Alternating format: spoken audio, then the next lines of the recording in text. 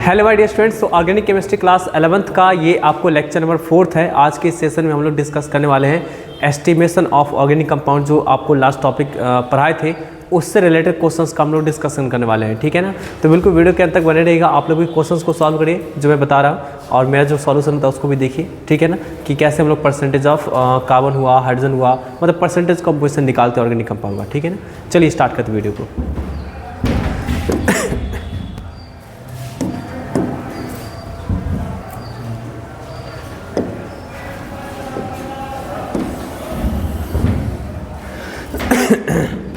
देखिए हमारे पास पहला क्वेश्चन है आपका जी आज के सेशन का। क्या बोला जरा, on complete combustion 0.246 gram of an organic compound gave 0.1।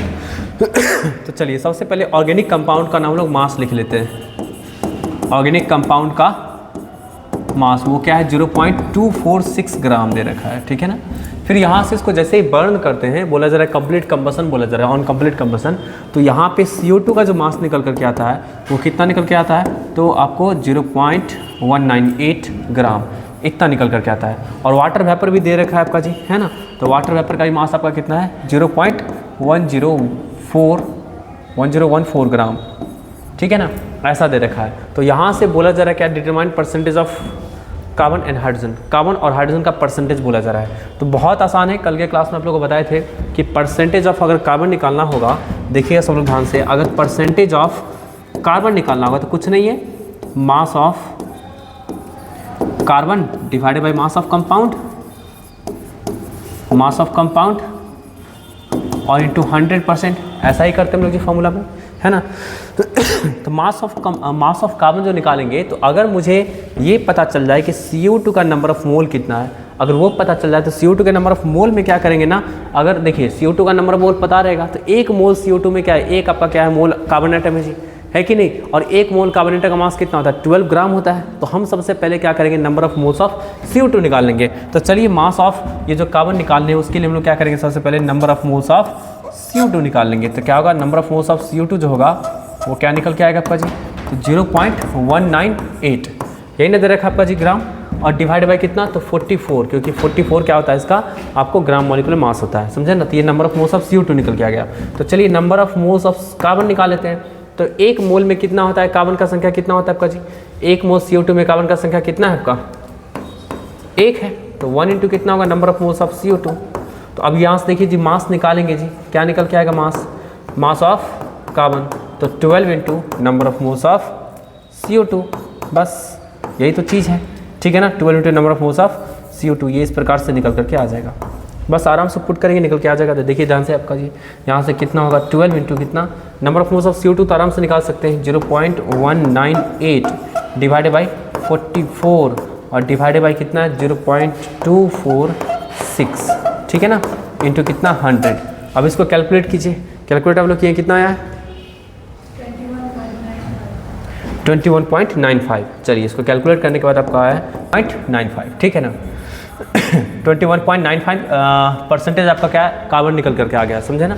चलिए अब हम लोग क्या करेंगे जी, तो हाइड्रोजन का परसेंटेज निकालेंगे। तो हाइड्रोजन का परसेंटेज के लिए भी सेम प्रोसेस अप्लाई करेंगे, तो सभी लोग इसको नोट कर लीजिएगा। चलिए अब हम लोग हाइड्रोजन का परसेंटेज निकालते हैं। देखिएगा सब लोग हाइड्रोजन का परसेंटेज कैसे निकालेंगे। जैसे कंपाउंड का आपको मास दे रखा है कितना आपका जी, 0.246 ग्राम, ठीक है ना। और H2O का मास कितना दे रखा है, तो 0.1014 ग्राम इतना दे रखा है। तो बस कुछ नहीं, परसेंटेज ऑफ हाइड्रोजन चाहिए, तो क्या करेंगे जी, mass of hydrogen by mass of compound, ठीक है, और इंटू 100, ठीक। चलिए अब यहाँ से देखिए जी क्या होगा, यहाँ पे मास ऑफ हाइड्रोजन की बात करते हैं तो क्या निकल के आएगा, तो आपको यहाँ पे ज़रा देखिए जी क्या होगा।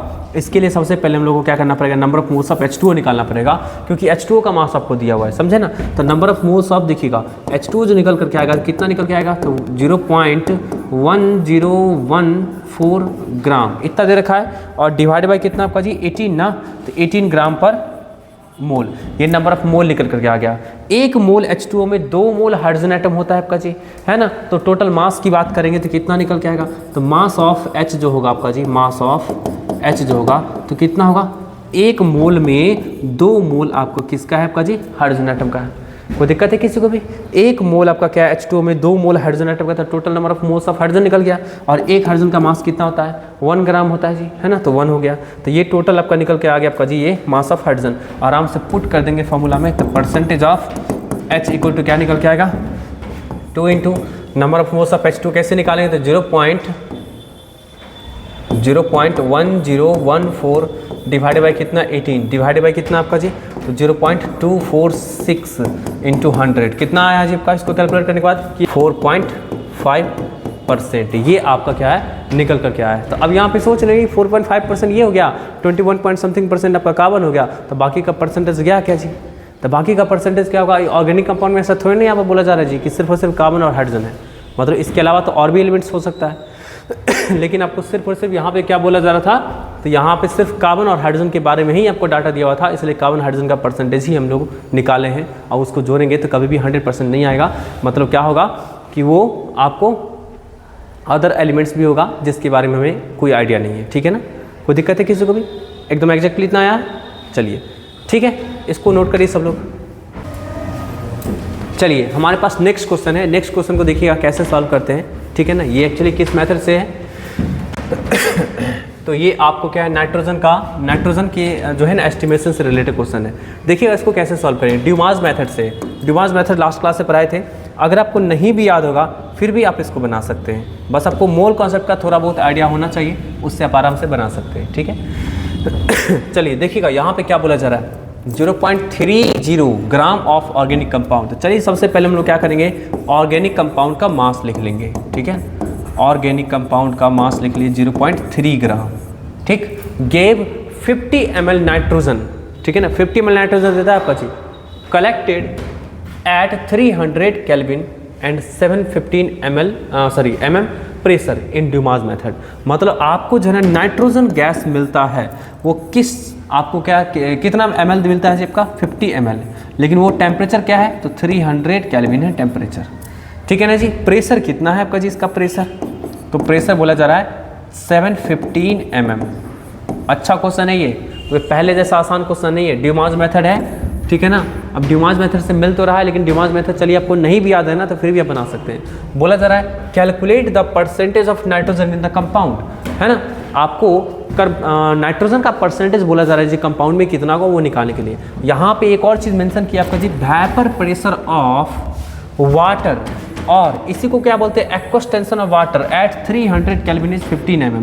मतलब आपको नाइट्रोजन के साथ साथ जो ना वाटर वेपर भी निकल रहा है, तो प्रेशर ऑफ वाटर वेपर जो निकल के आ रहा है ना वो कितना है आपका जी?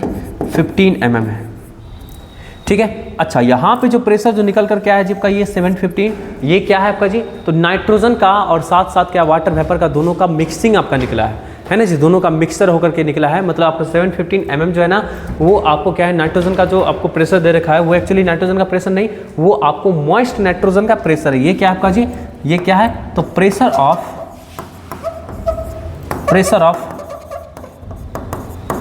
Moist nitrogen. मतलब इसमें ना वाटर वेपर के साथ आपका मिला हुआ है ना? तो ड्राई नाइट्रोजन का प्रेशर क्या होगा आपका जी? ड्राई नाइट्रोजन का प्रेशर क्या होगा आपका जी?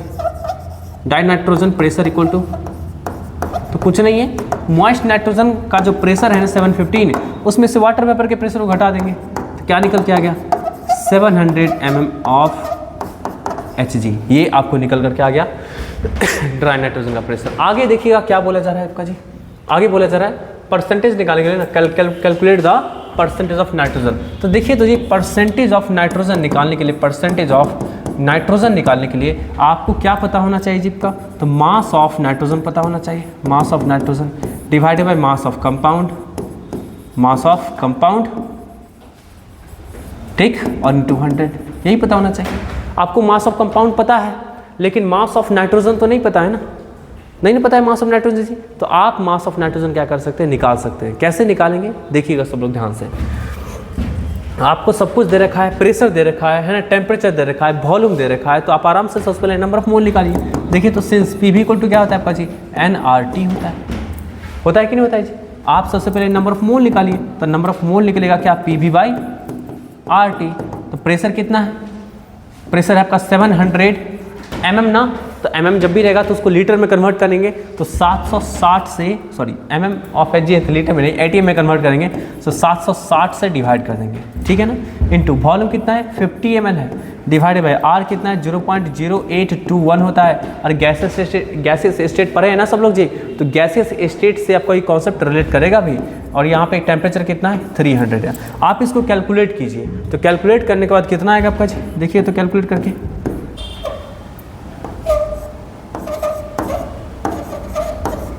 इतना आएगा 1000 से डिवाइड करेंगे तो, है ना। तो आपको टोटल नंबर ऑफ मोल इतना आ गया जी, आ गया ना आपका। अब इसका मास तो आराम से निकल जाएगा ना, नाइट्रोजन का मास, तो नाइट्रोजन का मास निकल जाएगा। तो एक मोल नाइट्रोजन का कितना होता है मास जी, ये आपका नाइट्रोजन का मॉलिक्यूल का मास, नाइट्रोजन के मॉलिक्यूल का निकला है आपका जी, ये है ना। तो निकल क्या जाएगा आराम से, तो देखिए तो कितना होगा आपका जी यहाँ से, तो यहाँ पे परसेंटेज ऑफ नाइट्रोजन जो निकलेगा, तो नाइट्रोजन का टोटल मास कितना का, मोल तो पता है आपका जी नाइट्रोजन मॉलिक्यूल का। तो चलिए कैलकुलेट सब लोग करिए, तो कितना होता है 28 होता है, डिवाइड बाय कितना आपका, तो ये था दे रखा 0.3 इंटू कितना 100, कैलकुलेट करिए जल्दी से 17.3। तो चलिए ये आपको निकल के आ गया 17.3%। तो ये 17.3% किसका निकल के आ गया जी, नाइट्रोजन का परसेंटेज निकल करके आ गया, ठीक है। इसको नोट करिए जल्दी से। देखिएगा आप क्वेश्चन का लेंथ बढ़ता जा रहा है, ठीक है ना। अब ये क्वेश्चन थोड़ा सा और अच्छा क्वेश्चन आ गया, देखिएगा जो मेथड रहेगा ना दिया हुआ उसके नाम पे बिल्कुल भी नहीं जाना है, आप बिना नाम का भी बना सकते हैं। बस आपको बता रहे हैं कि जो भी मेथड्स आपको बताएं उसमें जी, मतलब क्वेश्चन तो बनेगा, इसका मोल कॉन्सेप्ट सही बनेगा, बस नाम ऐसे ही जो है ना आपको दे दिया है कि ये फलना मेथड चलना मेथड, बाकी मोल कॉन्सेप्ट के कॉन्सेप्ट से ही आपको क्या होगा क्वेश्चन बनेगा। यहाँ पे भी जैसे देखिएगा आपको लिखा हुआ है जेल्डहाउस मेथड, लेकिन आपको ये नहीं पढ़ा है आपको जी, है ना। तो देखिएगा during estimation of nitrogen present in an organic compound, organic compound में जो नाइट्रोजन रहेगा उसका एस्टिमेशन करना बाय जेल्डहाउस मेथड, ठीक है ना। अब ये मेथड का नाम लिखा हुआ है लेकिन आपको पढ़ाए नहीं है, लेकिन फिर भी आप क्वेश्चन बनाएगा। द अमोनिया इवॉल्व्ड, यहाँ इवॉल्व्ड होगा EVO होगा, है ना, evolved from 0.5 gram of the compound in Kjeldahl estimation of nitrogen, ठीक है ना। आपको यहाँ पे बोला जा रहा है क्या कि जेल्डहाउस मेथड से जो निकाला गया नाइट्रोजन वो किस फॉर्म में निकला है, अमोनिया के फॉर्म में निकला है, ठीक है ना। और बोला जा रहा है कि 0.5 gram of the compound in Kjeldahl method estimation of nitrogen neutralised 10 ml of 1 mH2SO4, ठीक है ना। Find out the percentage of nitrogen in the compound, ठीक। मतलब आपको जो है जेल्डहाउस मेथड से ऑर्गेनिक कंपाउंड का एस्टिमेशन करने के बाद जो नाइट्रोजन मिला है वो किस फॉर्म में मिला है, अमोनिया के फॉर्म में मिला है। तो उस अमोनिया को जब ट्रीट कराया गया किसके साथ, H2SO4 के साथ, तो H2SO4 के 10 ml सॉल्यूशन को जिसका कॉन्सेंट्रेशन 1 m था उसको क्या कर दिया, न्यूट्रलाइज कर दिया है, ठीक है ना। तो चलिए यहाँ पे हम लोग कैसे क्वेश्चन को सॉल्व करेंगे, देखिएगा हम लोग यहाँ पे इक्विवेलेंट कॉन्सेप्ट का इस्तेमाल करके तब हम लोग क्वेश्चन को सॉल्व करेंगे, जो कि आपको मोल कॉन्सेप्ट में ऑलरेडी पढ़ाया जा चुका है, ठीक है। मोल कॉन्सेप्ट में ऑलरेडी आप लोगों को पढ़ाया जा चुका है, तो उसी का हम लोग इस्तेमाल करके करेंगे सॉल्व, ठीक। चलिए देखिएगा सब लोग, देखिए सबसे पहले क्या करेंगे ना, कंपाउंड जो आपका है कंपाउंड का मास दिया है क्या, estimation of organic compound 0.5 gram of the compound, चलिए हाँ दिया आपका जी, कंपाउंड का मास दे रखा है, कंपाउंड का मास दे रखा है 0.5 ग्राम। तो यहाँ से कंपाउंड का मास दे रखा है, बोला जा रहा है परसेंटेज ऑफ नाइट्रोजन, तो परसेंटेज ऑफ नाइट्रोजन जो निकलेगा जी का, तो क्या होगा आपका जी, तो mass of nitrogen divide by क्या आपका जी, तो मास ऑफ कंपाउंड इंटू 100%। तो आपको ये तो पता है, ये तो नहीं पता है, तो ये कैसे पता करेंगे, तो जो बाद में दे रखा है ना उसी चीज़ से पता करेंगे। बोला जा रहा है 0.5 gram of compound in Kjeldahl method, जेल्डहाउस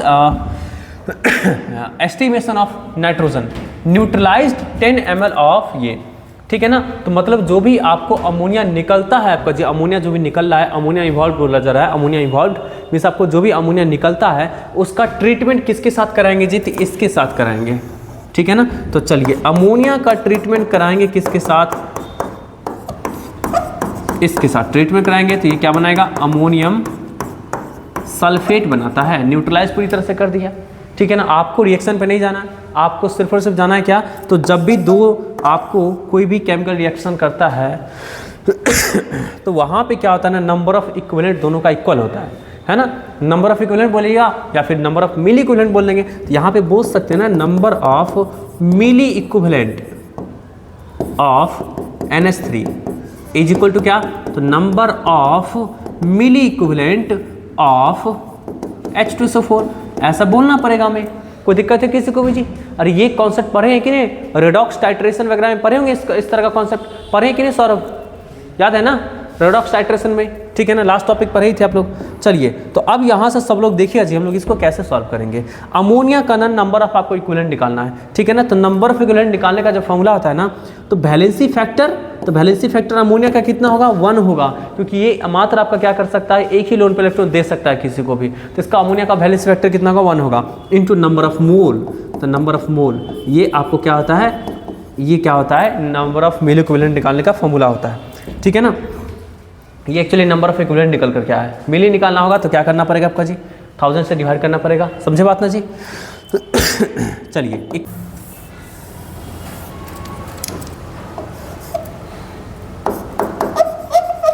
इसको लीटर में कन्वर्ट कर लेंगे तो हो जाएगा, एक सेकेंड, ये हो गया। तो यहाँ से कितना निकल के आ गया आपका जी, 1/50, इतना मोल निकल करके आ गया किसका जी, अमोनिया का निकल करके आ गया, है ना।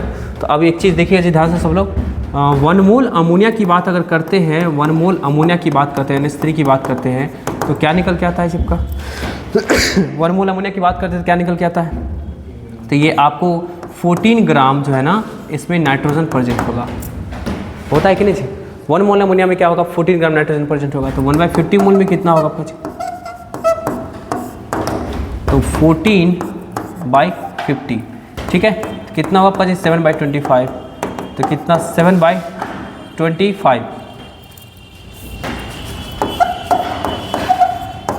ये निकल करके आ गया नाइट्रोजन का मास, ठीक है ना जी। अब इस फॉर्मूला में डालेंगे तो आराम से निकल के आ जाएगा। तो देखिए ध्यान से, तो percentage of nitrogen equal to कितना, तो 7/25 डिवाइड बाई कितना आपका जी, तो कितना है टोटल मास, 0.5 ना, तो 0.5 इंटू कितना 100, कैलकुलेट करिए इसको जल्दी से, ये 4 टाइम्स में तो कितना आ जाएगा निकल के जी, 4 टाइम्स में तो 28 और डिवाइड बाई कितना 0.5, ये कितना आपका जाएगा जी 56%। तो 56% जो रहेगा आपको इस कंपाउंड में जो रहेगा वो किसका आ गया आपका जी, तो नाइट्रोजन का परसेंटेज आ गया। सब लोग इसको नोट कर लीजिए, बस ये नंबर ऑफ इक्विवेलेंट कॉन्सेप्ट को अप्लाई करके तब बनाना था, ठीक है, इसको लिख लीजिए। अब नेक्स्ट क्वेश्चन देखिएगा आप लोग जी, थोड़ा सा पहले के कंपेरिजन में थोड़ा सा ज़्यादा ट्विस्टेड क्वेश्चन है, थोड़ा मतलब एक और स्टेप बढ़ेगा ये, समझे ना, तब जा करके बनेगा। देखिएगा क्वेश्चन आसानी है बिल्कुल, इसको बनाएंगे तो मोल कॉन्सेप्ट जैसा ही क्वेश्चन लगेगा आपको, ठीक है। चलिए अब देखिएगा यहाँ पे जी क्या बोला जा रहा है, 0.5 gram of organic compound was treated according to Kjeldahl's. देख लीजिए कि फिर से वो मेथड आ गया जो नहीं पढ़ा है, ये फिर भी बनेगा question.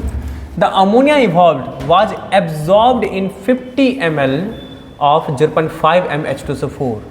The residual acid required 60 ml of M/2 NaOH solution. Find the percentage of nitrogen in the compound. मतलब समझ आ रहा है जी आपका, है ना, कुछ खास नहीं है ये क्वेश्चन जी। देखिएगा ऑर्गेनिक कंपाउंड का आपका जो है ना, सबसे पहले मास लिख देते हैं जी, ऑर्गेनिक आइए ना, ऑर्गेनिक कंपाउंड का मास लिखते हैं। तो क्या है ऑर्गेनिक कंपाउंड का मास, 0.5 ग्राम, ठीक है। चलिए यहाँ पे बोला जा रहा है अमोनिया जो इवॉल्व हो रहा है ना एस्टिमेशन के बाद, अब उस अमोनिया को रिएक्शन किसके साथ कराएंगे जी, तो H2SO4 के साथ। तो H2SO4 देखिए, H2SO4 जो है ना, H2SO4, तो H2SO4 का कुछ पोर्शन किसके साथ कंबाइन कर रहा है आपका जी, अमोनिया के साथ, और जो बचा हुआ पोर्शन है वो किसके साथ कंबाइन कर रहा है, तो NaOH के साथ। अब देखिए H2SO4 का आपका अमाउंट दे रखा है कितना, 50 ml दे रखा है, ठीक, और आपका 0.5 m दे रखा है, और NaOH का आपको अमाउंट दे रखा है कितना जी, 60 ml दिया हुआ है, ठीक, और उसके बाद आपका क्या दे रखा है, तो वही 0.5 मोलारिटी दे रखा है, ठीक है ना, ये दे रखा है। कोई दिक्कत है किसी को भी? तो आपसे पूछा जा रहा है कि आपका अब अमोनिया का अमाउंट कितना होगा, अमोनिया का अमाउंट पता चल जाएगा आपका जी, तो आप आराम से क्या कर सकते हैं ना, आप नाइट्रोजन का अमाउंट पता कर सकते हैं। कोई दिक्कत है किसी को भी? तो देख सकते हैं आपका जी कि मतलब इस H2SO4 से ही क्या कर रहा है, NH3 और NaOH जो है ना कंबाइन कर रहा है।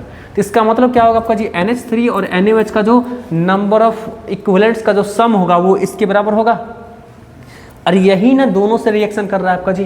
तो इसका कुछ इक्विवेलेंट इसके साथ कंबाइन कर लेता होगा, इसका कुछ इक्विवेलेंट इसके साथ कंबाइन कर लेता होगा। तो यहाँ बोल सकते हैं ना जी, number of equivalent of H2SO4 is equal to क्या होगा, number of equivalent of NH3 और plus number of equivalent of NaOH, यही चीज़ें, ठीक है ना। तो अब यहाँ से देखिए number of equivalent of H2SO4 की बात करते हैं, कुछ खास नहीं है, क्या होगा, वॉल्यूम जो दे रखा है, मोलारिटी दे रखा है, तो देखिए ध्यान से, मोलारिटी दे रखा है 0.5, वॉल्यूम दे रखा है, ठीक है ना, उसको पहले कन्वर्ट करेंगे लीटर में, ठीक है, उसका इसमें किससे मल्टीप्लाई कर देंगे हम लोग जी, तो इसके वैलेंसी फैक्टर से, वैलेंसी फैक्टर कितना है, 2 है ना वैलेंसी फैक्टर। चलिए फिर देखिएगा number of equivalent of NH3, तो NH3 का नंबर ऑफ इक्विवेलेंट कितना होगा आपका जी, तो इसका होगा 1 होता है valency factor, number of mole ले लेते हैं Na मतलब NaNH3।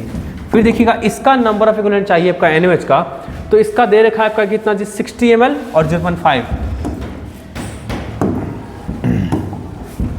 चलिए तो देखिएगा जी का क्या होगा 60 ml हो गया, तो 60 ml को 1000 में मतलब लीटर में कन्वर्ट करेंगे, ठीक है ना, इंटू कितना 0.5 ना, 0.5 और इसका वैलेंसी फैक्टर कितना है 1 ना। चलिए ऐसा हो गया, निकल के आ गया जी। अब यहाँ से NaNH3 का निकाल सकते हैं। चलिए यहाँ से ये क्या कैंसिल हो गया, तो ये कितना हो गया 20, ये कितना हो गया आपका जी 10, ठीक है। तो यहाँ पे क्या निकल के आएगा 0.05 इक्वल टू NaNH3, ठीक। और उसके बाद आपका क्या ये 0 0 गया कहाँ से, समझे ना, 6 को मल्टीप्लाई करेंगे 0.5 से तो कितना निकल के आएगा आपका जी, तो 3 निकल के आएगा, तो 3 में डिवाइड करेंगे आपका जी 00 से, तो कितना 0.03 आ गया निकल के।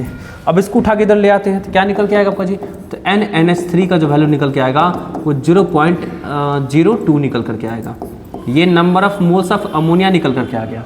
यहाँ तक कोई दिक्कत है किसी को भी जी। चलिए जी बच्चों लोग, 1 मोल अमोनिया में आपको 14 ग्राम जो है ना,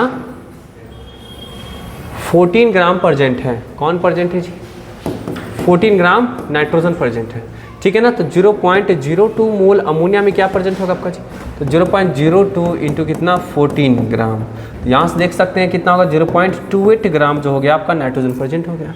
तो परसेंटेज ऑफ नाइट्रोजन पता करना है तो क्या होगा 0.28 डिवाइड बाई कितना आपका जी 0.5 था ना दिया हुआ, चलिए इंटू 100%। अब यहाँ से देख सकते हैं आपका जी ये गया काम से, ये कितना हुआ 20, फिर इसको मल्टीप्लाई करेंगे तो आपको 20, तो यहाँ से आपका क्या होगा 56%, यहाँ भी आपका आंसर आ गया, ठीक है ना जी। कोई दिक्कत है, 56% यहाँ भी आपको आंसर आ गया। इसको नोट करिए जल्दी से सब।